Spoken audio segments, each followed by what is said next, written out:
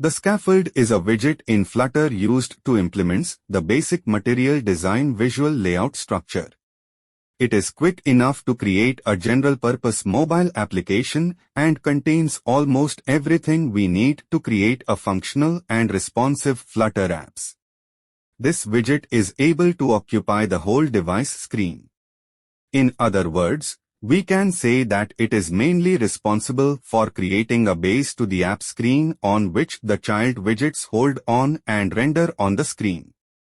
It provides many widgets or APIs for showing drawer, snack bar, bottom navigation bar, app bar, floating action button, and many more. We may avoid manually creating each individual visual element in our app by using the Scaffold class, which is a shortcut for configuring its appearance and layout.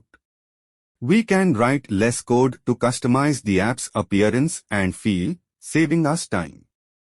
The Scaffold widget class has the constructor and properties listed below.